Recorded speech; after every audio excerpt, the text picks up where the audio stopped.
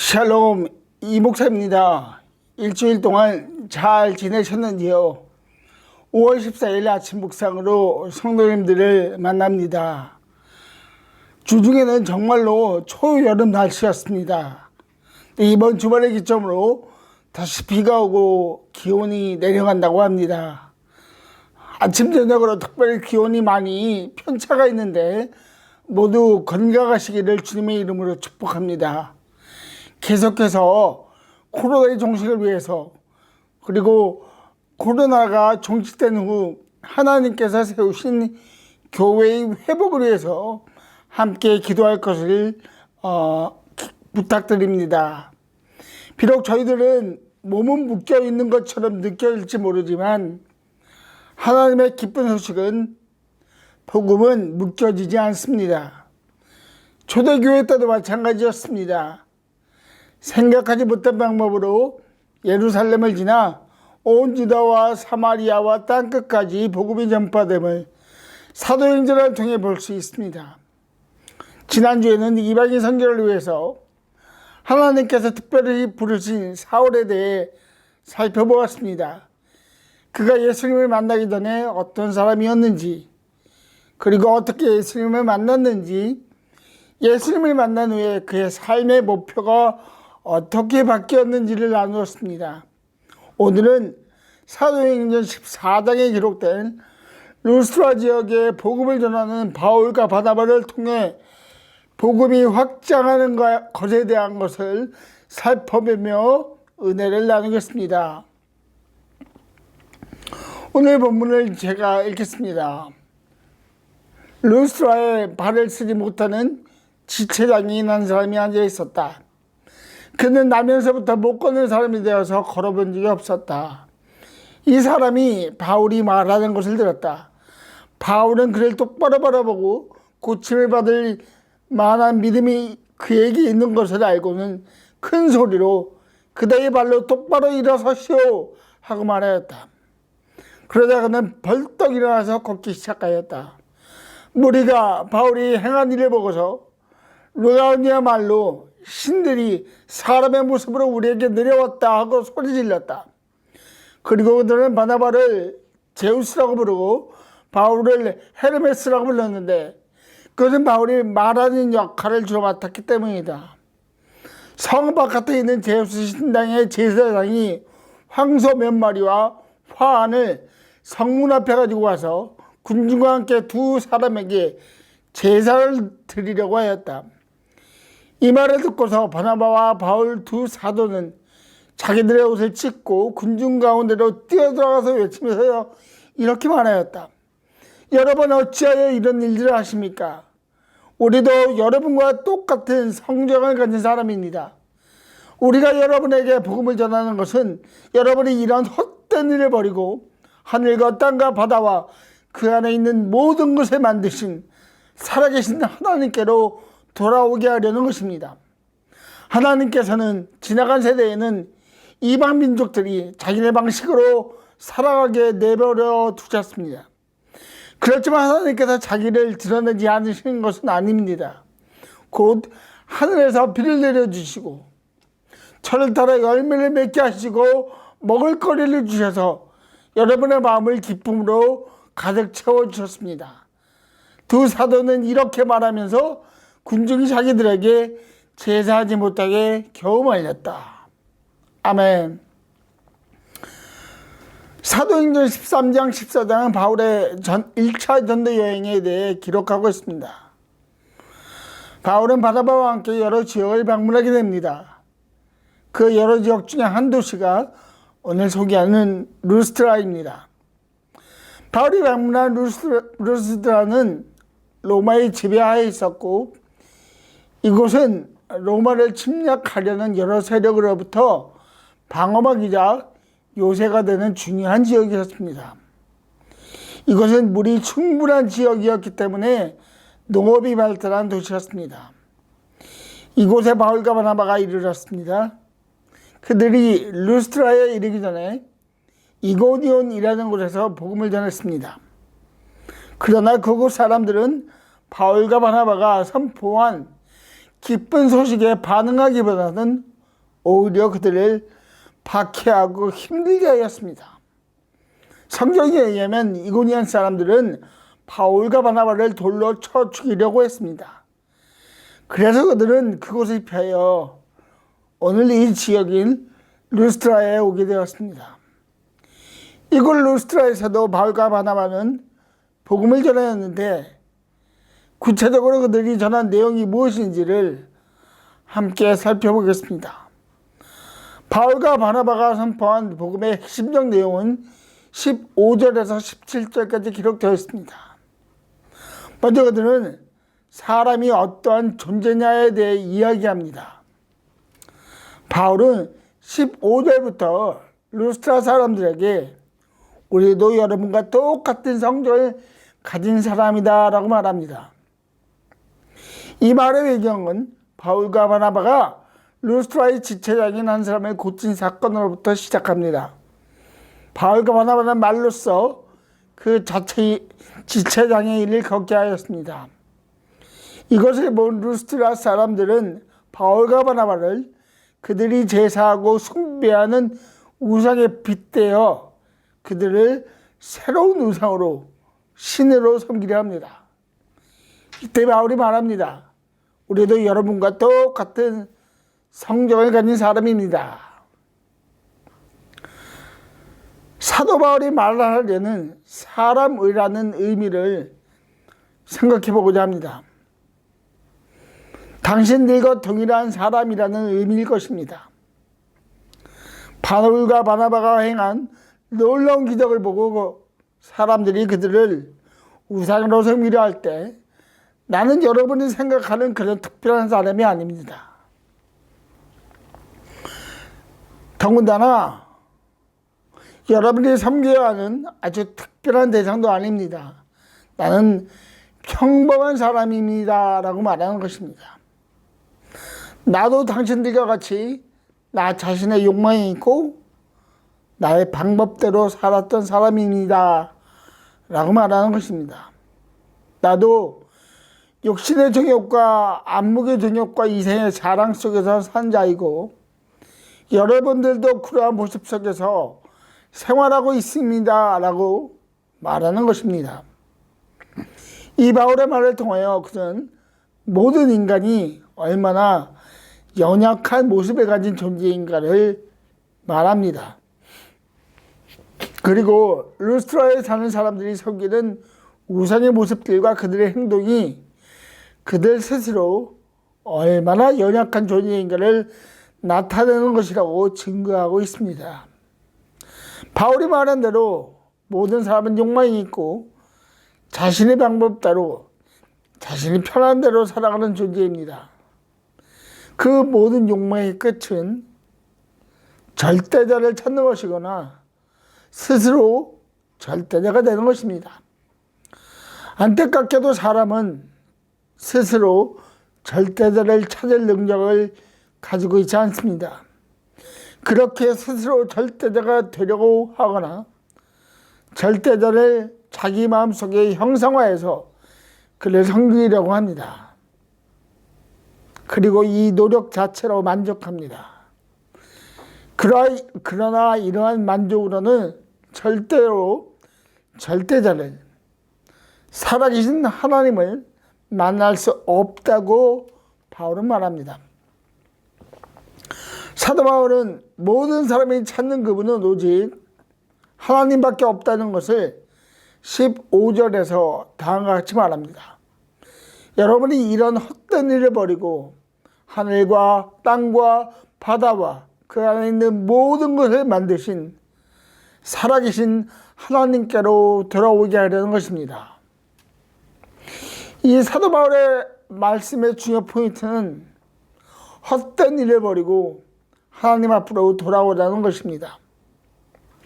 루스트라에서 제우스와 헤르메스 앞에 전하는 모든 사람들에게 하나님 앞으로 돌아오라고 촉구하는 것입니다. 당신들을 섬기는 로마의 신들보다 더 위대한 분이 계십니다. 그분은 하나님이십니다. 그 하나님 앞으로 돌아오십시오. 이렇게 외치면서 사도 바울은 루스트라 사람들에게 하나님이 어떠한 분인가를 말합니다. 여러분이 돌아와야 할 그 하나님은 공평하시고 자비로우신 분이라는 것을 말합니다. 17절에서는 하나님의 공평하심을 말합니다. 하늘에서 비를 내려주시는 분이 하나님입니다. 철을 따라 열매를 맺게 해주신 분이 하나님입니다.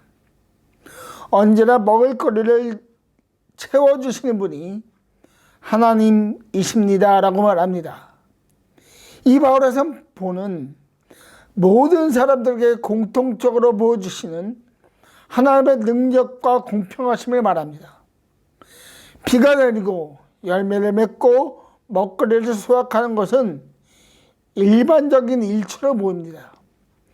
그러나 이러한 일반적인 일도 하나님의 능력 가운데, 하나님의 계획 가운데 있습니다. 그리고 이 하나님의 능력은 모든 사람이 동일하게 경험할 수 있도록 하나님께서 허락하신 것입니다. 사도 바울은 이러한 하나님의 공평하심을 로마서에서 다음과 같이 말합니다. 이 세상 창조 때로부터 하나님의 보이지 않는 속성, 곧 그분의 영원하신 능력과 신성은 사람이 그 지으신 만물을 보고서 깨닫게 되어 있습니다. 그러므로 사람들은 핑계를 댈 수가 없습니다. 아멘. 비를 내려주시고 열매를 맺게 해주시는 것은 하나님께서 만드신 모든 것들이 하나님의 계획 안에서 어떻게 자라는지를 말하고 있는 것이니 핑계를 대지 말라고 합니다. 핑계를 대지 말라는 것은 다시 하나님 앞으로 돌아오라는 것입니다. 오늘 보면 15절은 이러한 과정을, 이러한 핑계를 또 하나님 앞으로 다시 돌아오는 것을 헛된 일을 버리는 것이라고 기록하고 있습니다. 이러한 하나님의 공평하심과 더불어 바울이 강조하는 것은 하나님께서 모든 사람을 위하여 오랫동안 기다리신다는 것입니다. 16절은 다음과 같이 기록합니다. 하나님께서는 지나간 세대에는 이방 민족들이 자기네 방식대로 살아가게 내버려 두셨습니다. 자기들 방식대로라고 번역되어 있고, 다른 번역에서는 방임이라는 단어를 사용하고 있습니다. 방임이라는 단어를 들으면 부정적인 의미가 떠오릅니다. 방치하는 것, 무관심한 것이라고 생각할 수 있지만, 오늘 본문에서 말하는 단어의 의미는 참다, 견디다, 고통스러워했다입니다. 하나님께서 참으셨습니다. 하나님께서 견디셨습니다. 하나님께서 고통스러워하셨습니다. 그리고 이러한 하나님의 감정은 모든 사람을 향한 하나님의 마음이었습니다. 그가 택하신 백성이든 이스라엘 백성이 말하는 이방인이든지 하나님은 오랫동안 기다리시는 분입니다. 언제나 두 팔을 벌려 기다리시고 돌아만 오면 언제든지 환영할 준비를 하시는 분이 하나님입니다.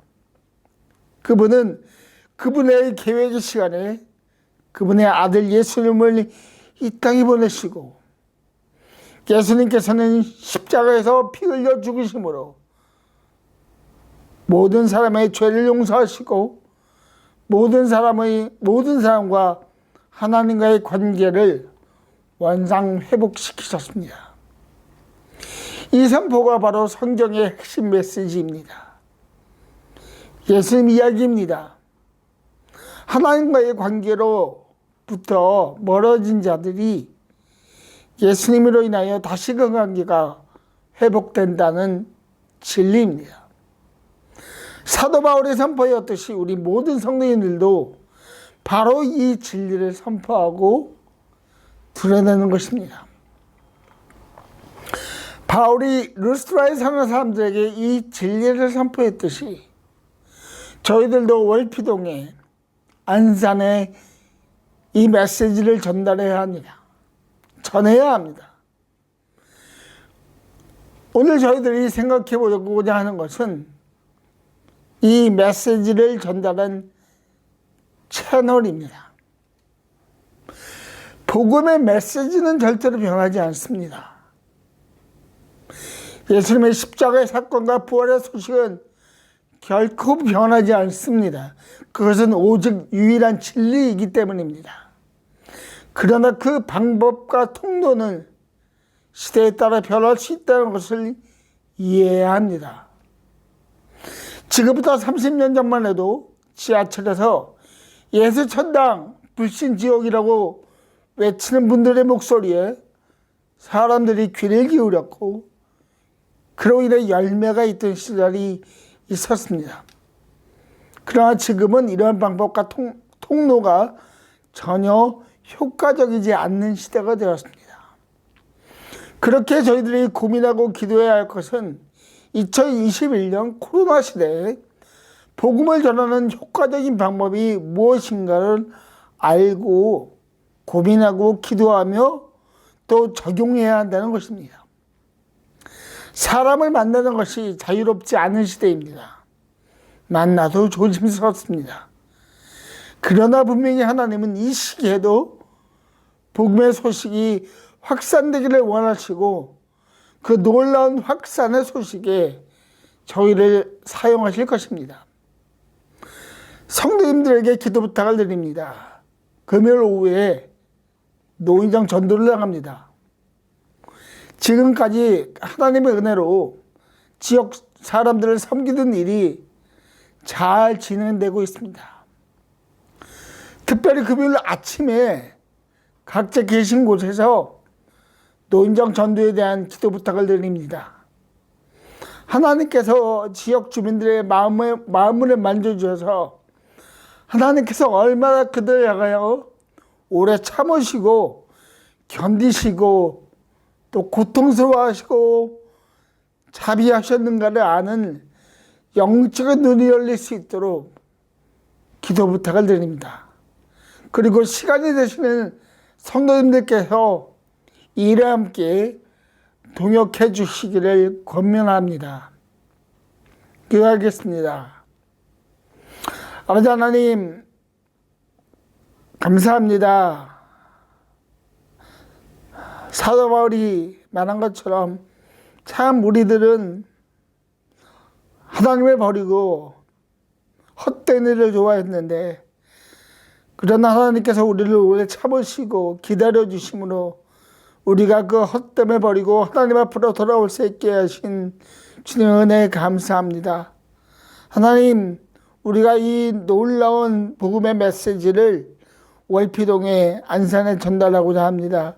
전하고자 합니다. 하나님, 저희들에게 가장 좋은 방법으로 그리고 좋은 방법이 무엇인지 어떻게 해야 가장 효과적으로 복음을 전할 수 있는지를 깨닫게 하여 주시고 성령으로 충만하여서 그들을 섬길 때 주님, 아직까지 주님을 알지 못한 사람들이 하나님께서 얼마나 오래 기다리시는가를 아는 영적인 눈이 열려 지역 복음화가 월피동 지역의 복음화가 월피동 지역에 있는 모든 사람들이 주님을 알 수 있을 때까지 저희들을 온전히 사용하여 주실 것을 기도합니다.